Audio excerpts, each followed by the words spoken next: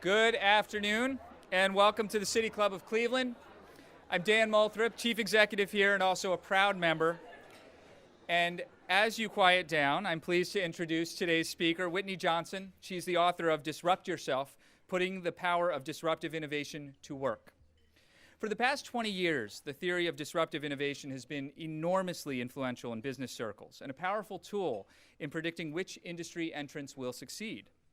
The term disruptive innovation was coined in 1995 by Clayton Christensen of Harvard Business School and refers to an innovation that creates, quote, creates new markets by discovering new categories of customers. Some of the most notable and talked about disruptive innovations to date, or at least in recent memory, include Uber, Airbnb, Skype, and Netflix. Last July here at the City Club, Dustin Heisler of eRepublic discussed how these disruptive companies are simultaneously contributing to and reshaping parts of our economy, creating new markets, and simultaneously upending old business models. Just a few weeks ago here on this stage, John Nottingham and Bill Nottingham from Nottingham Spurk discussed innovation in the consumer design space. And the principles behind disruptive innovation don't just apply to products and companies. They can also apply to individuals, and it's in that context that Ms. Johnson joins us today. Ms. Johnson is considered by many a leading thinker on driving innovation through personal disruption, and she followed a somewhat unorthodox plan to success, which she will tell us about. It's important to note, however, that Ms. Johnson is at this point a prominent institutional investor, ranked #1 by Institutional Investor for 8 straight years, and also a contributor to the Harvard Business Review blog. In 2007, she was co-founder of Rose Park Advisors, an investment firm focused on applying the theory of disruptive innovation to investment opportunities. Rose Park led the second round of seed funding for South Korea's largest online retailer, Coupang, valued at more than $5 billion. She was here in 2013 as well, speaking at an event at Case Western Reserve University. And while she was here, she connected with some of the women in our community, and it was local attorney Jane Juvan of Retzel and Amy Martin of Jumpstart who brought Ms. Johnson to our attention. I want to thank you both for your help. So now, ladies and gentlemen, without any further ado, please join me in welcoming Whitney Johnson.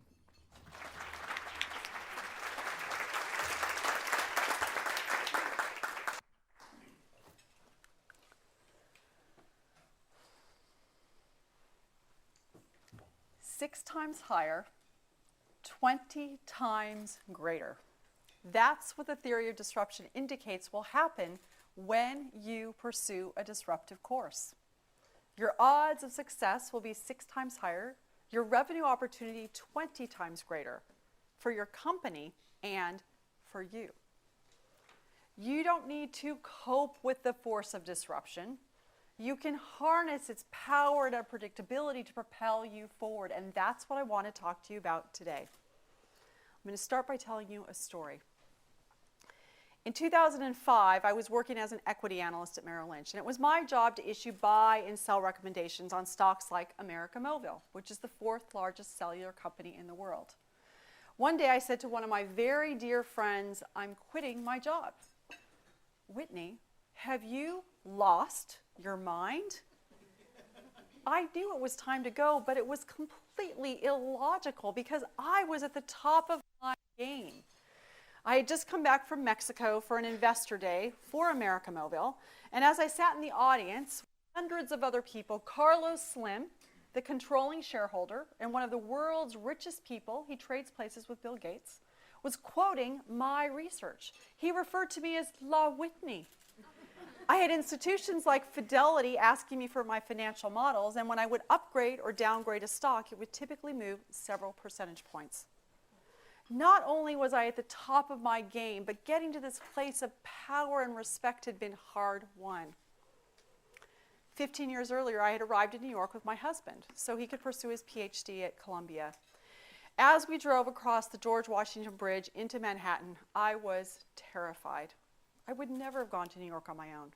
There were so many buildings, so many people, crime, drugs, horror stories. And for the first week, I wouldn't go anywhere by myself. But we had to put food on the table, so I eventually had to go out of our 17th floor student housing apartment and get a job. I was a music major, so I decided to work on Wall Street. Because in a course, because I had no connections in New York and clearly very little confidence, I started working as a secretary for a retail sales broker at Smith Barney in Midtown Manhattan. It was an exciting, exciting time to be on Wall Street. It was the era of liar's poker, of bonfire of the vanities, of working girl. And as I started to work, I didn't just want to work, I wanted to work on Wall Street. So I started taking business courses at night. And then I had a boss who believed in me, which allowed me to move up from secretary to investment banker, which if you've worked on Wall Street, you know this rarely happens. Then a step back to become an equity analyst. And eventually I co-founded an investment firm with Clayton Christensen at the Harvard Business School.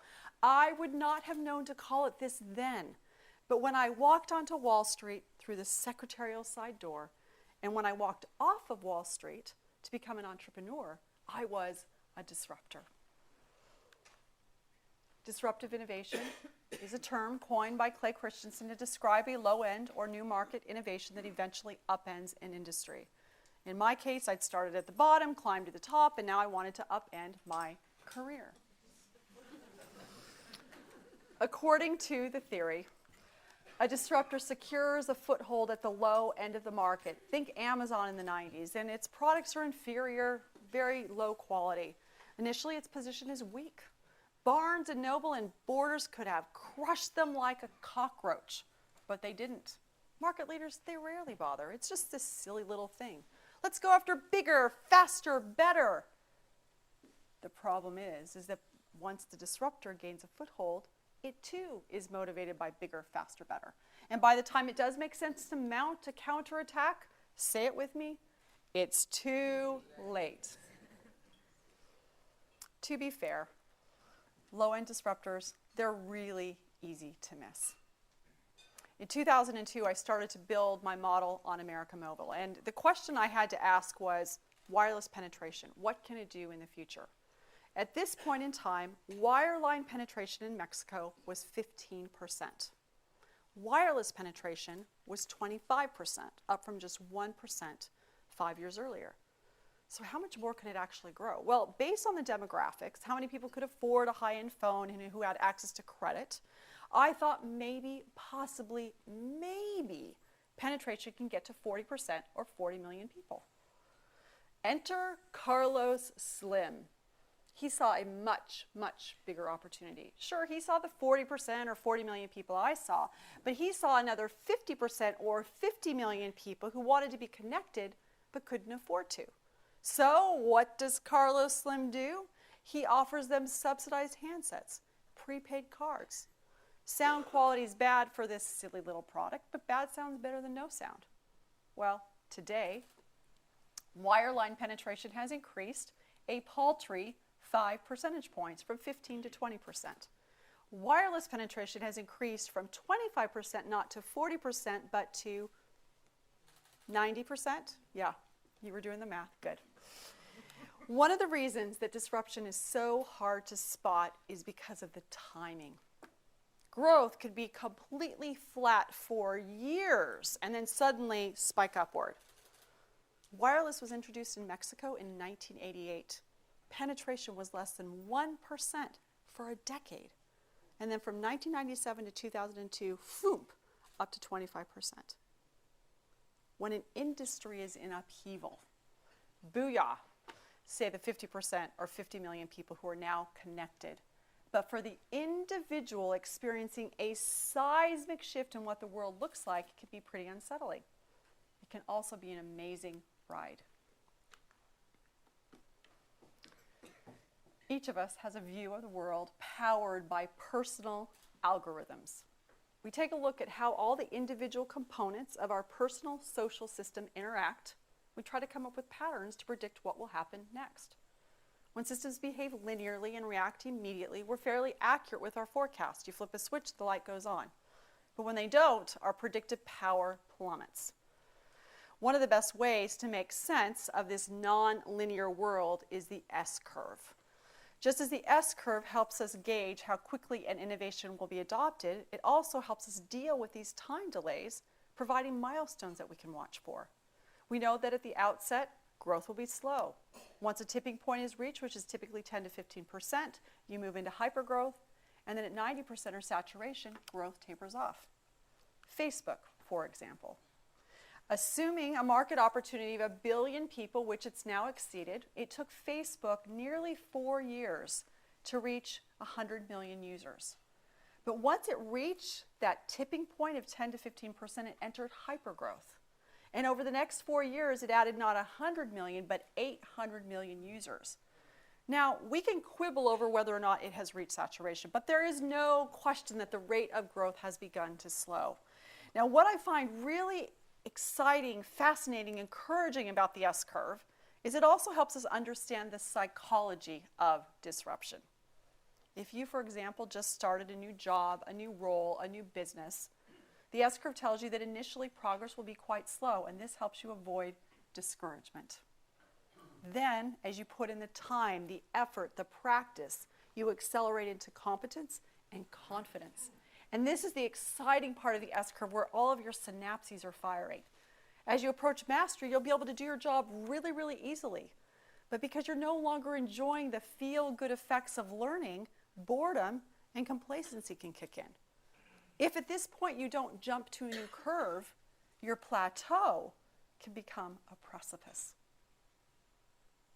There are volumes of research indicating that the odds of success improve for companies, countries, products, services. But the fundamental unit of disruption is the individual. The best way to drive corporate or organizational innovation is through personal disruption. And if you can learn to ride these S-curve waves of learning and mastering, you will have a competitive advantage in an era of accelerating disruption. I've identified 7 variables that will help your movement along these curves. And the first is to take the right risks. 2 kinds of risks I want to talk about. The first is competitive risk. The second is market risk. Competitive risk. If a colleague comes to you and says, there's a huge market opportunity out there and I have got the projections to prove it, it's likely a competitor is already out there. Kingpin, it ain't you. And you have to decide if you can compete and win. That's competitive risk. If a colleague comes to you and says, I don't know if there's a market. I don't. But I think that there's a need not being met. You don't know if there are customers, but there's no competition either. So as a first mover, if there are customers, you're favored to own the market. That's market risk. So how does this apply to individuals? Right after my son, who's now 19, was born, I was hired to do into equity research. And I was hired to cover the cement and construction sector. Believe it or not, I was really excited. I'd started to build my financial models and I can't even say it. Solomon Brothers and Smith Barney announced a merger. And guess what? They already had a highly ranked cement and construction analyst. Those cement shoes you're handing me, boss? However, there were a number of media companies going public.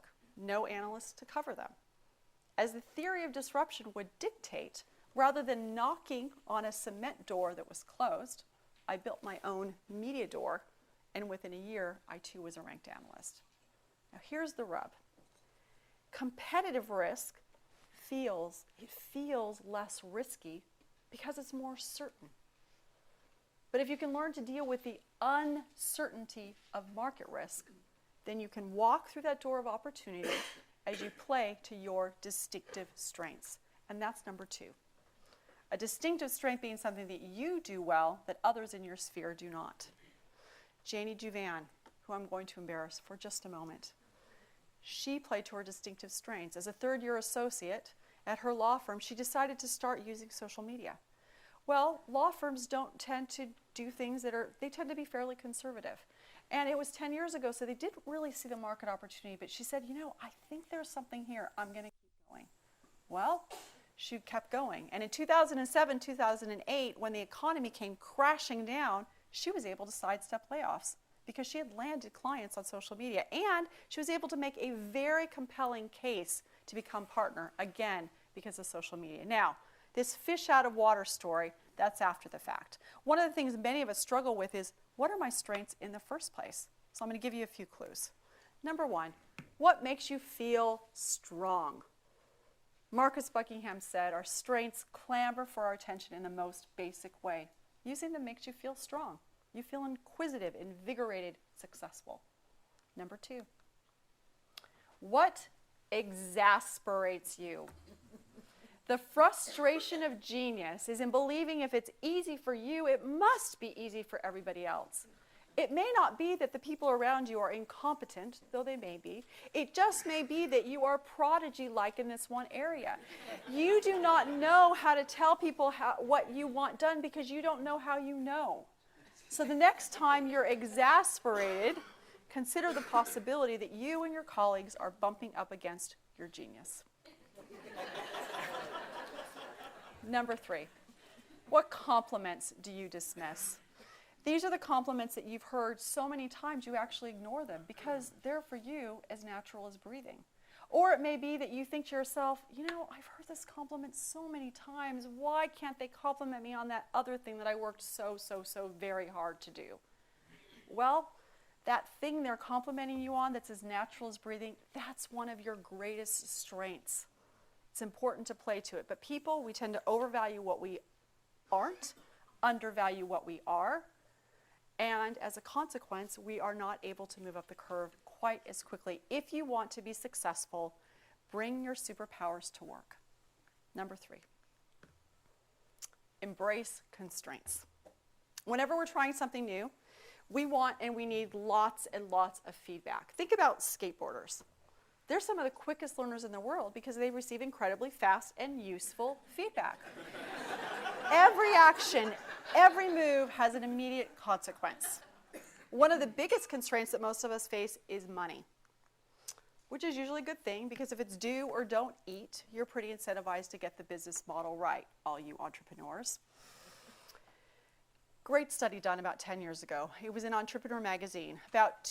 They made a list of the 500 fastest growing companies in the United States. What caught my attention was how these companies funded their growth. Only 28% had access to bank loans or lines of credit. Only 18% had access to equity. And only 4% had access to venture capital.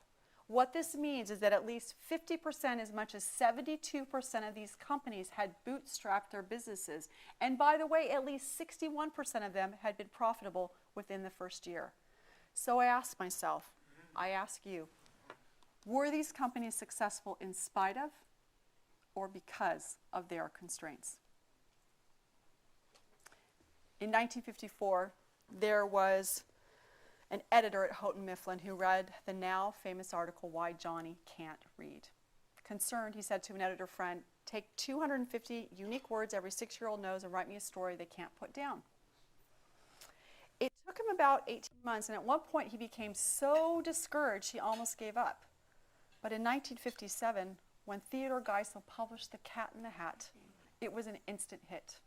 Years of reciting rhymes, of creating cartoons, of leveraging what he did uniquely well, prepared Theodore Geisel to reinvent children's literature when presented with a 225-word constraint.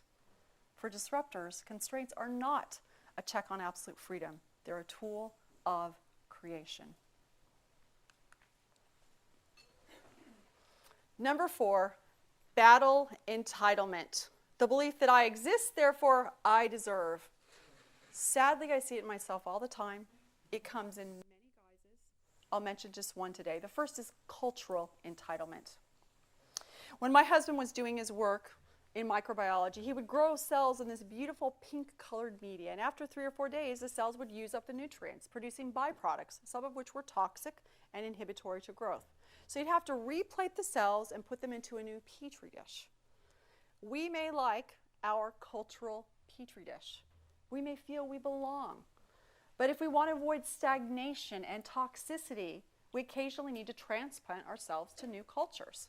And one of the best and most practical ways of battling this kind of entitlement is to open up your network. Now, a closed network reinforces our sense of belonging, which is a good thing, but we hear the same ideas over and over and over again. An open network can be kind of hard because we're around people that know things that we don't know. But we hear new ideas and we're more likely to have breakthrough ideas. Now let's look at the science behind this. There was a study done out of Northwestern. They looked at 18 million academic articles written over the course of a decade. They classified them into high impact and low impact papers. The high impact papers being papers that people read and talked about, low impact, not so much. Here's what they found. Low impact papers, 100% highly conventional sources, the usual suspects. High impact papers, 85 to 95% conventional sources, but 5 to 15% were novel sources, people and ideas outside of their networks. When these academics were willing to transplant themselves intellectually, they were 2 times more likely to have a breakthrough idea. If you want to move into hypergrowth along your learning curve, battle entitlement, which sometimes means you need to step back in order to grow. When organizations get too big, they sometimes stop exploring smaller opportunities because the revenue just isn't big enough. There's lots of examples of this for companies, for individuals. And the only way to avoid stalling at the top of the learning curve is to jump to a new curve. Now, it doesn't necessarily mean that you need to change companies. And in fact, in the best companies, you're able to jump to a new curve inside of the organization or the company. Dave Blakely, for example, he started his career at IDEO. He was an engineer. He could have worked his way up to manage technical staff. But early on, he volunteered to become a project manager. Well, many of his engineering peers, if you're an engineer, you know, they dismissed this as an escape route from the rigor and detail of engineering. But this backward move allowed Blakely to begin to climb a new ladder. And when he finished up his 25-year tenure at IDEO, he was the head of all of technology strategy. As you look to tip the odds in your favor, beware the undertow of the status quo.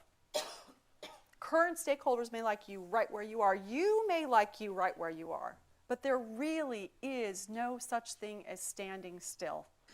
And sometimes sideways turns into a slingshot. Sometimes, too, there's failure.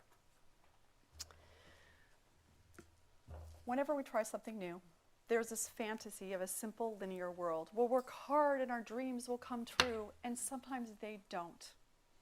My moments of humiliation include bombing a speech in front of hundreds of people, being fired, and backing a business that imploded. When I fail, no matter how many chirpy quotes I tweet, I am despondent, pessimistic, and I want to move to another city because I can never show my face in public ever again. Marjorie Howell said, "There is dignity in suffering, nobility in pain, but failure is a salted wound that burns and burns again."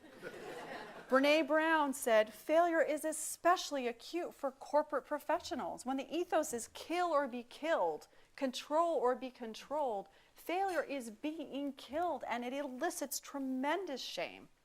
That business that I backed, well, I'm not even going to get to that yet. The speech that I bombed, by the time I finished, I was perspiring so profusely. I had beads of sweat running down my face. I looked like I had run 3 miles. When I was fired, I was so devastated emotionally, I thought I would never recover. And the business that went belly up, how could I claim to be a savvy investor? When I fail, I'm not only embarrassed, I'm heartbroken. Because I had envisioned a future in which I would achieve a goal, perhaps even be hailed the conquering hero, and then I didn't, and I wasn't. It's important to grieve. And then you have to ditch the shame. Because when you buy into the shame, you allow it to become a referendum on you, and you forfeit the ability to ask the question, what important truth did I learn because of this failure? For example, the business that bombed, now I know that I need to vet my business partners carefully, especially when they're friends, which I now do. The most important thing I've learned is that whether I see an experience as a failure or a success, it's a choice. About a year and a half ago, I was giving a speech to about 2,500 people. Gist of the speech was slightly different than it is today. It was about putting as much emphasis on feminine characteristics like relationships, nurturing, as we do on masculine characteristics, power and achieving. And the speech was off to a fantastic start until about 20 seconds in when I forgot what I was going to say. So I start walking across the stage. Just a minute. I can't fake it. Just a minute. When a woman sitting right over there yells to me, "You can do it, Whitney."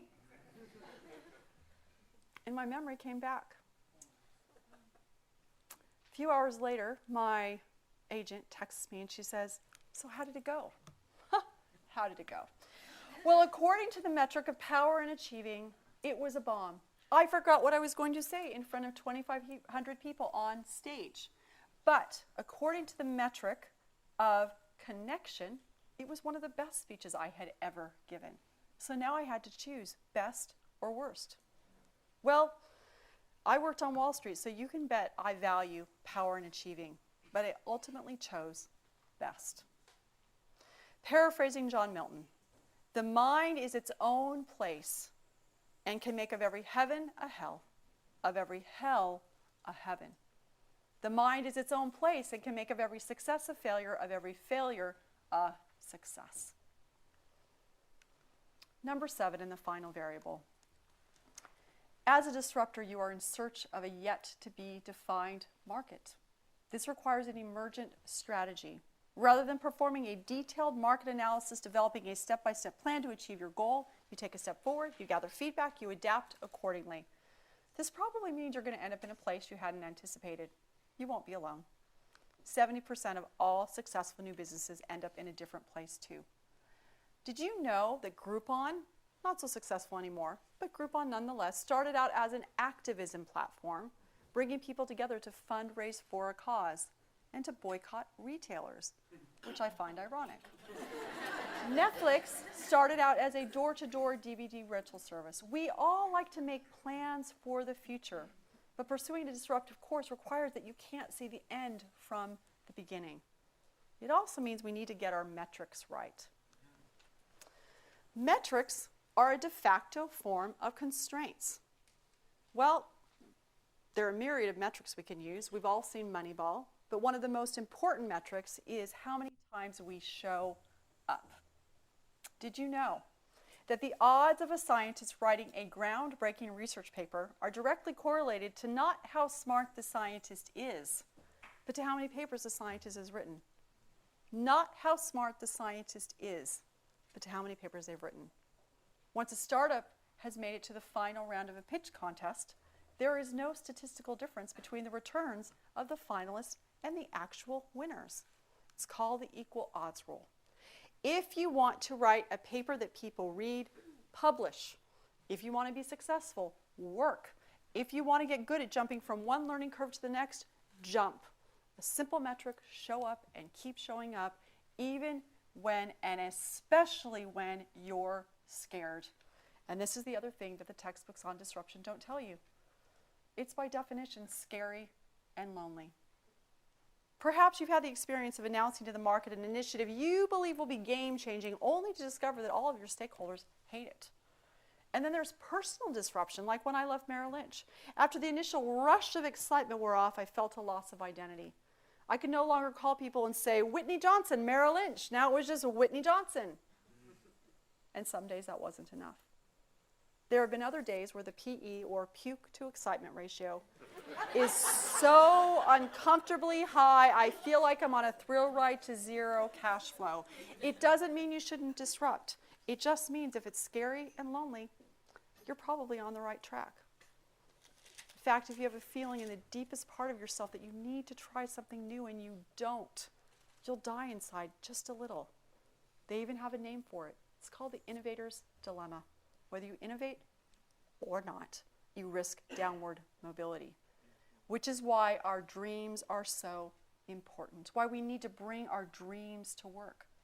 When we dream, we hunger for a better life. When we dream, we become problem solvers, letting nothing stand in our way.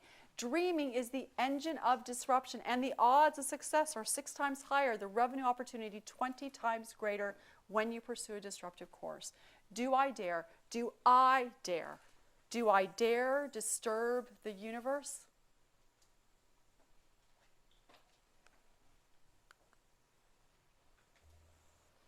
Most of us are pretty adept at doing the math around the future when things are linear. But neither business nor life is linear. And what the brain craves, even requires, is a delicious dopamine of the unpredictable. Saul Kaplan, the chief catalyst of the Business Innovation Factory, said, "My life has been about searching for the steep learning curve, swinging like Tarzan from one curve to the next, because that's where I do my best work. And when I do my best work, money, stature, and happiness have always followed." We give a lot of airtime to building and buying disruptive companies, and we should. But innovation ultimately begins on the inside. We start at the low end of the curve. We shift into gears that will allow us to scale. And when our learning peaks, we do what all great disruptors do. We walk straight into the innovator's dilemma and jump to a new curve. Because companies don't disrupt, people do. Thank you.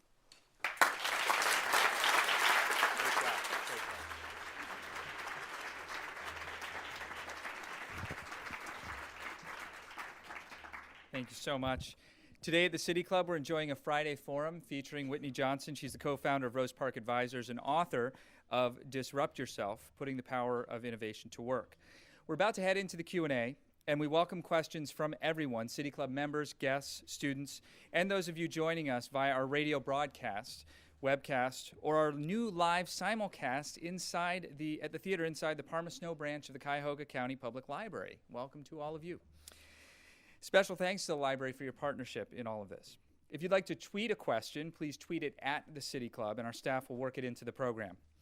Digital production is provided by our primary media partner. That's 90.3 WCPN, WVIZ PBS, 104.9 WCLV IdeaStream.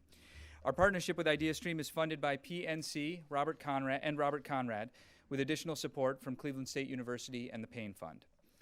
Be sure to join us on Friday, February 5th, as we welcome D. Michael Langford. He's the national president of the Utility Workers Union of America. We'll have a conversation with him on the importance of rebuilding U.S. energy infrastructure for the 21st century. For more information about any of our upcoming or any of our past programs, please visit us online at cityclub.org. Today's forum is part of our Startups at the City Club series, sponsored by a generous gift from the Longview Foundation. We thank you very much for your support. Our hospitality partner is the Metropolitan at the 9 Hotel. We thank you very much. Additionally, we welcome guests at tables hosted by Cuyahoga Community College, Jumpstart, Retzel and Andrus, and StartMart. We thank you all for your support. We also want to especially welcome students from the Jack, Joseph, and Morton Mandel Humanities Center at Tri-C. Thank you all very much for joining us. We're very excited about our partnership with you.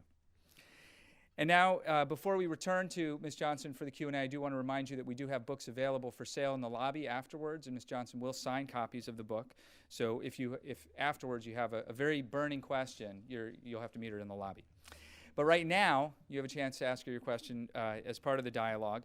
We do want to encourage you to make your questions brief and to the point. Holding our microphones today are City Club Office Assistant Wesley Allen and our Content Associate Teddy Eisenberg. Do we have our first question, please?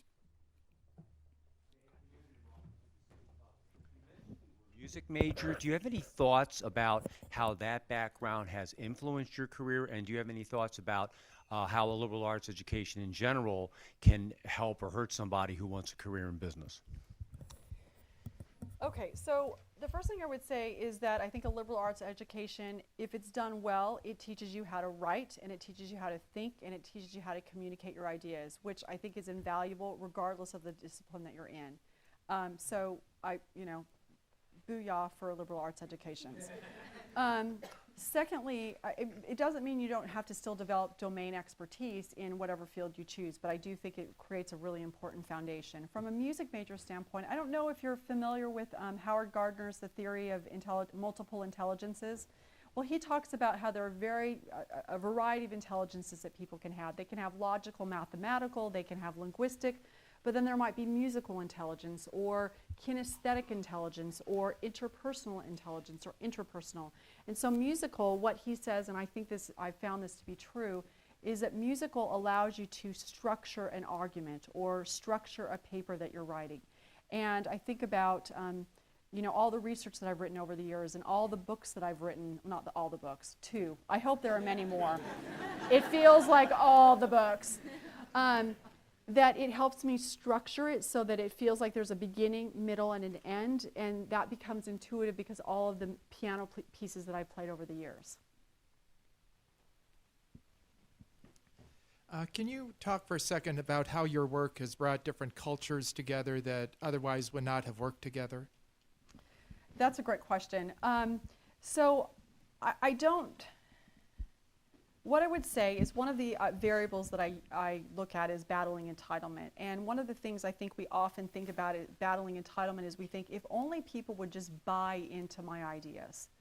And yet oftentimes we're not willing to do the work that we need to do to get people to buy into those ideas. And so it's important that we learn to translate those. So sometimes in an organization you may have a finance person who says, how come the marketing people just don't get what I'm talking about? Well, maybe the finance people, if they figured out how to translate what they're thinking into marketing ease, then they could communicate more easily. And vice versa, the marketing folks can learn how to translate what they're thinking into finance ease so that they're able to get that buy-in for their ideas. And I think that that is an opportunity for people to collaborate who are from different disciplines. The other thing I would say from a gender perspective is that when you have, there's been a lot of research that has said, and diversity in general actually, not just gender, that when you have people from different genders, different ethnicities, different cultures, different backgrounds, that increases the collective intelligence of the team.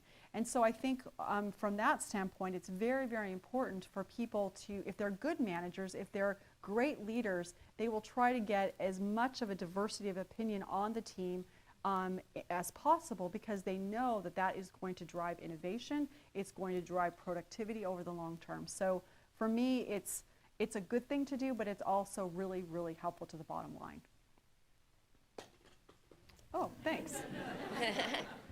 Hi. How have you dealt with the naysayers or the tide that kind of tries to stay in the comfort zone as you've tried to disrupt yourself? I think in any situation like that, we need to have a few people around us. So like I said, you know, when you're at the bottom of the curve, you need to feel a sense of belonging. We need to surround, we're all going to have some type of naysayer, or it may not even be a naysayer, but people who just don't necessarily, they're not saying you can't do it, but they just sort of like, I don't care if you do it. And that's a naysayer of its own variety. I think we all need to have people around us who say, I believe you can do it no matter what. And in fact, at the beginning of my book, I actually dedicated it to my husband, because he always says jump, always. And I think we all, it may not be a spouse, it may not be, I don't know who it will be for you, but it's important that you surround yourself with someone or people who always say to you, jump.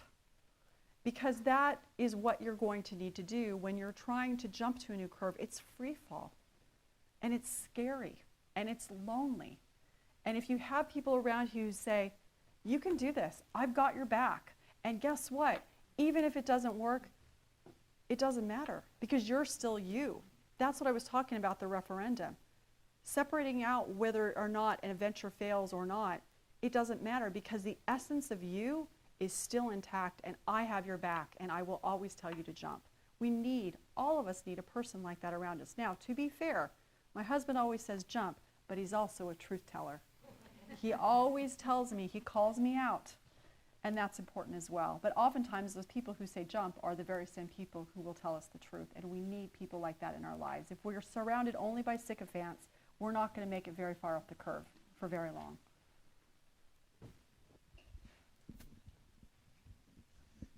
With Wall Street, hi, how are you? Hi. Great.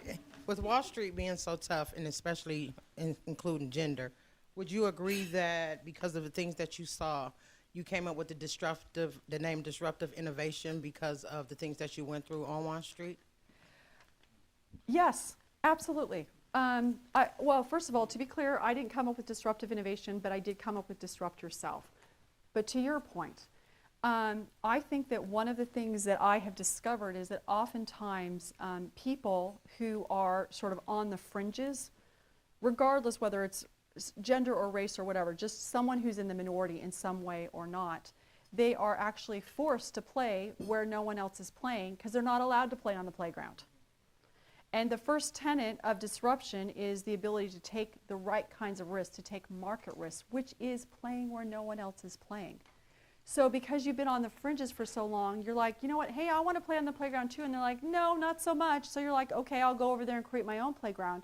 So you've got this paradigm in your mind of already knowing how to do that. And so I would say that people who have been on the fringe or in some sort of minority in some way or another are actually instinctively attuned to take that first step of playing and being disruptive. Now, to add to that though, those people that are out on the fringe sometimes don't know what their strengths are. So while it may be easier for you to play where no one else is playing, then you've got to figure out what your strengths are. And oftentimes, because you've been playing where no one else is, you don't think you have your strengths. So you've got your own battle to do, but you do, at the very outset, I think, have an advantage. I love this back and forth. Thank you so Hi. much. I've loved hearing what you've had to say today. Thank you. You're welcome.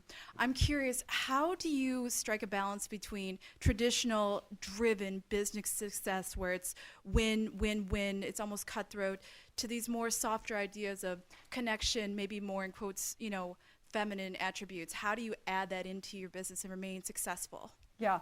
First of all, it's a quest of a lifetime. I alluded to earlier to the Jungian psychology of the masculine and the feminine, and the reason that that's important is what he said is that in order for people to grow up, to become a whole person, they have to develop both the feminine and the masculine, and that's true for men and women. So for example, whereas women may grow up sort of being better at the feminine at relationships, in order for the woman to kind of come into her own fully, she has to learn how to embrace power. The same is also true for men. So men may grow up and be very good at the masculine side, and yet for them to grow up to become a whole person, they have to learn how to nurture. Grandchildren, children give men that opportunity. And so what I have discovered over time is that, and I think about it as learning to be a ship in a harbor. So a ship is the person who can go out and conquer and conquest, and the harbor is the person who stays safe. And what you find is that in order for a person to really become a whole person, they have to be able to be a ship and a harbor. It's true for men, it's true for women. We develop both maybe at different times, but you will find that the people that are happiest at the end of their lives are the people that have learned how to do both. And so for me, I'm constantly learning how to do it.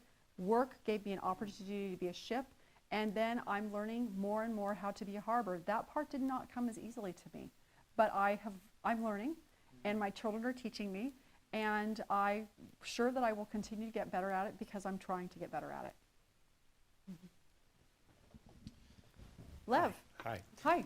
Some communities are more supportive of disruption and risk-taking. Yes. I wonder if you could share your thoughts on how ecosystems are built to support both personal and organizational disruption. The coasts feel very different than the Midwest. Startup activities in individual cities feel different city to city. Do you have thoughts about kind of how to build a supportive environment for disruption and risk-taking in communities, especially those who might be predisposed to being non-risk-taking and non-supportive of disruption? Yeah. Okay, that's a great question. So first of all, I think that one of the reasons actually that the coasts have been a little bit better at it is not for the reason that we're all thinking, like because Mark Zuckerberg's there. But I think that if you look at the research on immigrants, you will find that immigrants historically have sort of, I don't have the exact data in my head, maybe someone in this room does, but are over-index in terms of building new businesses and having successful businesses on the S&P 500. And I think that's because immigrants have this interesting mix of being very well trained, but also very hungry. So they're hungry, they're not quite as entitled. And so oftentimes you have more immigrants on the coast than you do in areas, well, non-coastal areas. And so I think that's actually a really, really important driver. And then to your other question is, you've got to open up the network, right? One of the ways you get innovation is by having people outside of their network. And I have to say, of course, since I was at Jumpstart yesterday, I think they've done a fantastic job of seeding an ecosystem that allows for people to be able to start to innovate and have the tools that they need so that they can climb that learning curve. But my main takeaway here would be is I think part of it is the influx of people who are different and having this wonderful amalgam of people from different cultures and countries. We have a question from Tracy, who's actually watching the forum from the Palma Snow branch of the Cuyahoga County Public Library. She's curious what qualities in your secretary self set you apart and caused your boss to take notice and then become your champion.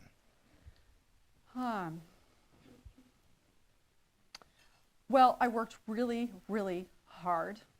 I realized that once I discovered Wall Street, I was bound and determined to move up. And so I would say I was persistent. I was willing to work. I was not a 9-to-5er. Like, I was willing to do whatever it took. I was really, really hungry. And so it kind of goes back to this immigrant thing of like, I was an immigrant in a way, not really, but kind of, as a female perhaps in 1989. And so I would say it's a combination of dogged persistence and perhaps even pestering my boss.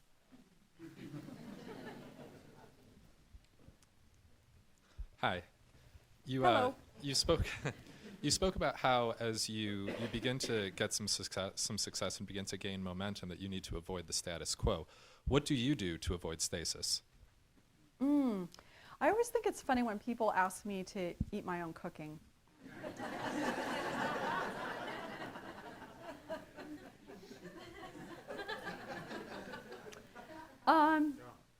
Yes, exactly, jump. Thank you. I jump. No, I'll give you a real answer. I mean, that is a real answer, but I'll give you a more concrete answer. I think, to be honest, I'm not so worried about that because, like, I set goals at the beginning of every year. Well, okay, I'll give you an example. Some of you have heard this already, but part of the way I avoid stasis is I have children. So, and let me tell you what I mean. So I learned that I was pre-diabetic last year, and so I started doing this thing where I would like not eat sugar for a month, but then I was like back on the C's candy, making all my chocolate chip cookies, etc. And then I had my daughter, who's 15 years old, who really said it in a very lovely way. So she wasn't snarky at all, but she just said to me, Mom, it feels like you're being kind of a hypocrite because you know that this is bad for you. You said you're not going to do it, and now you're doing it. And so as a consequence, I said, okay, honey, I hear you. This is going to be really hard because I love sugar. And we made a pact between her and my husband and me. Our son's in Brazil, and we're not eating cookies, candies, cakes, or Diet Coke all year. So I think that one of the ways that we avoid stasis is partly it's an internal piece, but again, partly it's that we have people around us who are our truth tellers, who call us out when we're not doing what we say we're going to do, but even more importantly, when they see that we're not living up to who we could be. When they say to you, you know what, you could be doing more. You could be writing a book. You could be doing something really fantastic. I see that in you. You need to do this. And I think that's one of the biggest gifts that a boss can ever give to an employee is if they say to them, I know you think you're good where you are, but I see greater things for you, and I'm going to put you up for that promotion, and I'm going to sponsor you. That is another way that you can avoid stasis. You do it internally, but you have people around you who will help you do it. To what extent do you think that disruption is a modern phenomena? To what extent do you think that disruption, as you talk about it, feeds off of modern capitalism, digital communication, the marketplace? And perhaps the backside of that question is, were there disruptors 100 years ago, 1,000 years ago, and do you have favorites? Yeah, that's a great question. And I think that, the language that we use around it is certainly a modern construct. But what I would say is that if you really look at it at its most basic, it's evolution. It's evolution. And, like I said, my husband's a biologist, so we've talked a lot about this. And so, one of the disruptions that I think is really interesting is all the birds in the Galapagos Island, right? So they're all there, and basically what happened is they basically, their beaks over time, they evolved to be able to get resources that were available to them. And that, in a way, was a low-end or new market disruption. So I would say that, again, you've got this terminology that has a modern construct, but the fundamental principles of it are have been around forever. And so, so if you think about that, I don't know, see what you think, but I really think that that is the case. Hi, it sounds like in the 80s you had some phenomenal role models and the media and this wave that really helped you get started. Who do you consider your role models now as you have developed and matured throughout your career? How do you keep fresh in that sense? Well, you know what's kind of fun actually is now that I'm not 20 or 30 or 40 anymore, I actually now get to have role models of people who are younger than me, which is kind of cool, right? You know, I'm able to be around people, and I would say women in particular, I'm like, wow, like she's pretty amazing, and I'm able to learn from people that are younger. So kind of in that sweet spot from the S curve in an age perspective where there's still people that are older than me and still people that are younger, and so I'm able to learn from them. But so I definitely learn from my children. I would say, you know, one role model has definitely been Clayton Christensen from an academic perspective. Barbara Corcoran is a huge Shark Tank role model because she was such a successful entrepreneur and now is a very successful angel investor.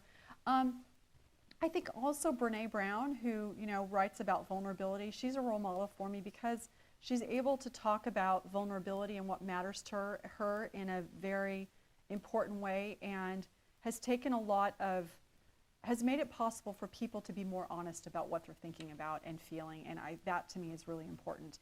And then the final role models I would say are people that none of you will know at all ever, and they're oftentimes women that I know in my community who have been mothers of children of 3 and 4 and 5 and 6 children who are phenomenal mothers who've chosen to be full-time mothers, and I learn from them all the time on how to parent and how to engage with the community in a volunteer capacity that those of us who work cannot do. And so I see them very much as role models for me as well.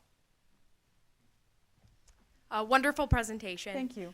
You talked about failure in your speech, and I wanted to know about a time that your team failed and how you kept them motivated, because people do deal with failure in different ways, and how important that was to keep them motivated. Yeah. I think that when your team fails, the best way to keep them motivated is to not make it about them. So, well, there's two kinds of things that happen. There are people that we allow to fail, and there are people that we don't allow to fail. And so you have to put those in two different buckets. What I've found is the people that I don't allow to fail are probably people who haven't earned that right to fail, or they may not be the right person for the team. So let's go to the bucket of people who have earned that right. And I would say that to make it not about them, and to figure out how quickly they can recover, and also to bear my own share of responsibility in that too, because oftentimes when there is some type of failure there, it's been some aspect of me that wasn't leading properly or not communicating correctly. And so it's a matter of, again, pulling the shame back and making it not about them per se, but about the project of what we were trying to accomplish.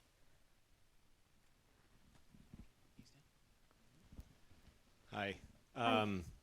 So when going through your own disruption, how do you wrestle with helping yourself between the difference of calculated risk and digging a deeper grave?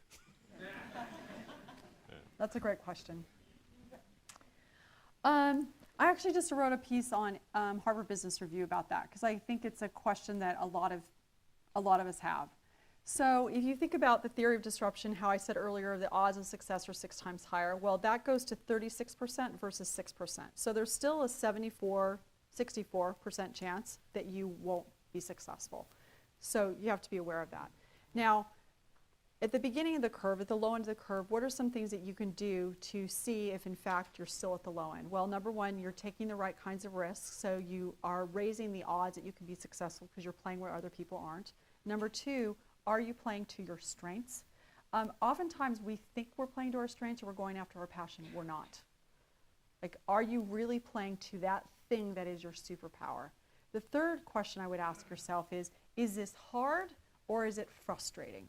Because if it's hard, then you can keep going. If it's frustrating, it may be a signal to you that you're not in the right place. And then the fourth question I would ask myself is, am I gaining momentum? So if you're gaining momentum, like you've got more, more successes this week than you did last week, then you probably want to keep going because you don't yet know or have enough information to know that it's the wrong curve. So you keep going, you persevere until you get to that point, and then once you have enough information to know that perhaps it's the wrong curve, then you jump to a new curve. The good news is that regardless of having, even if you have to jump, that curve isn't wasted. It's not wasted because you've learned something. And I would gander, I mean, you're old enough, but there are other people in this room that are older than you are that they will tell you they've been on a lot of curves. Some were wildly successful, some were only okay successful, but every single curve comes together in this mosaic right to this moment, right now, of the contribution that they're able to make. And in fact, perhaps the worst curve, he's going to stand up and tell me to stop talking. The worst curve may be planting the seed of your biggest success. That's a great way to end. Okay, Yeah. woo, fantastic. Thank you. That's wonderful. Thank you.